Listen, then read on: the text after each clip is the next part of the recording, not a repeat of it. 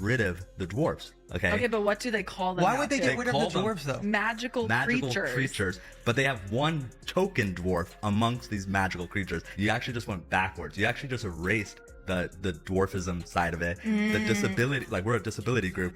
You just erased that whole image. The argument should have been from Peter Dinklage. There's power of being on TV. There's power of television.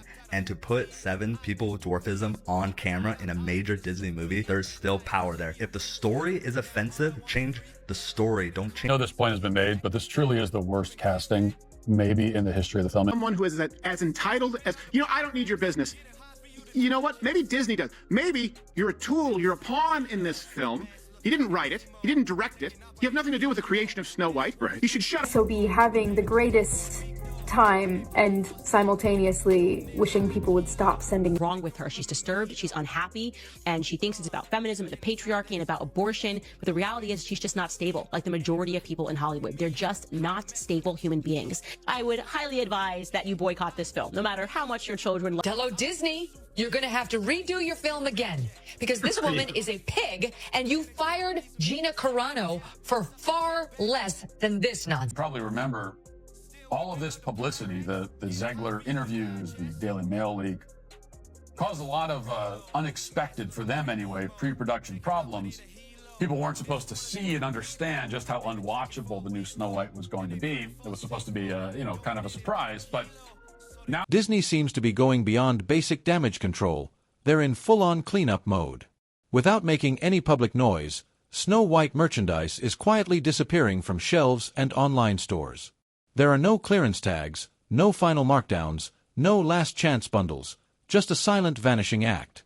According to industry insiders, leftover products like dolls, costumes, and themed accessories aren't just being pulled, they're being boxed up, stored away, and in some cases, outright destroyed. The goal appears to be minimizing further losses and quietly moving past the failed reboot without drawing more attention to it. 2 p.m., now seating. Let's see how empty it is. I hope it's off the boat we go. I hope. Sound like I hear a couple of people.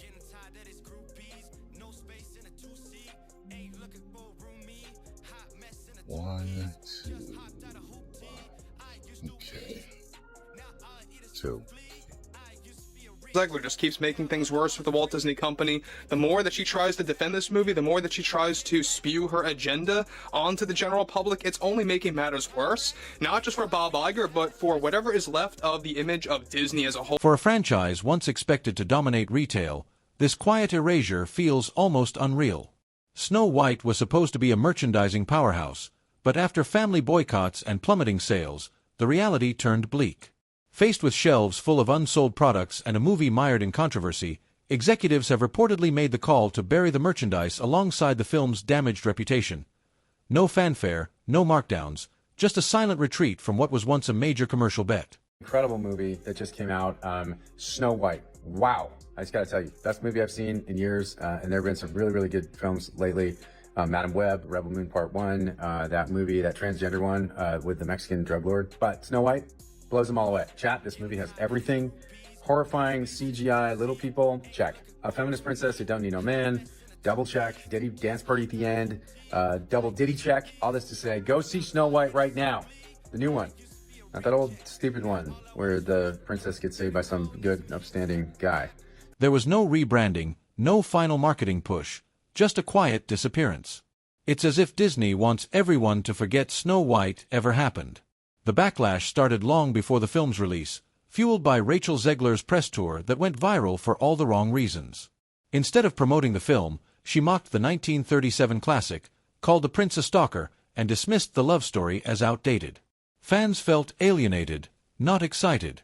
By the time the film hit theaters, audiences showed up with criticism, not curiosity, and many didn't show up at all.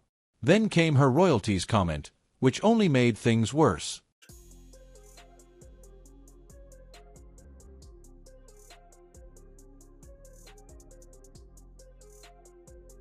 Visual effects push the boundaries of what we see on screen.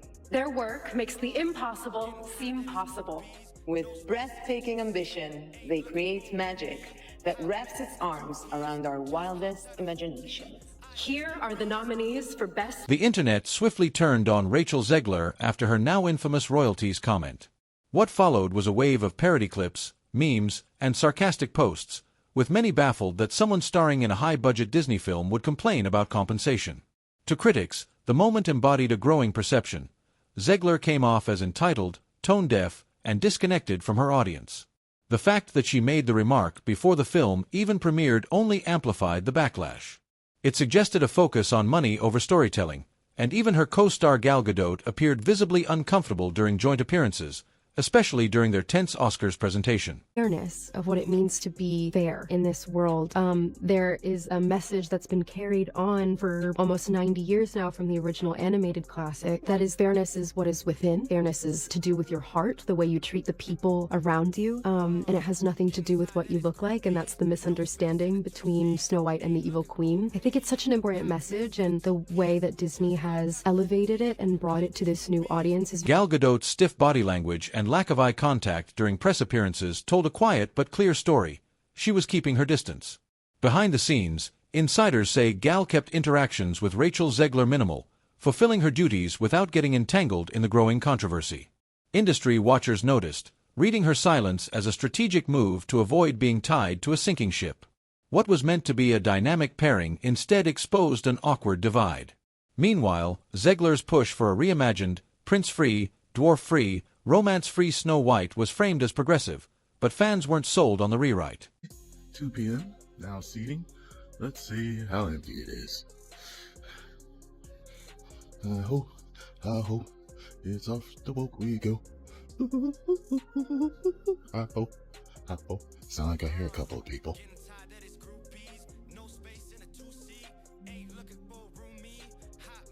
One, two. Okay. 2. What began as a modern reimagining quickly spiraled into a full-blown PR catastrophe.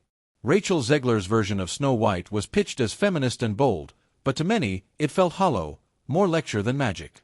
From mocking the original film to viral soundbites about royalties, Zegler became the face of a project that alienated fans before its release. The film bombed with a $45 million opening and a 1.6 IMDb rating, a flop so severe even theaters quietly dropped it. Amid the chaos, rumors, feuds, and even an AI-generated OnlyFans profile added fuel. Disney tried damage control, but Zegler's tone-deaf response made things worse. Once seen as Hollywood's rising star, she's now a cautionary tale about what happens when self-awareness is lost. The industry isn't cruel, it's calculating.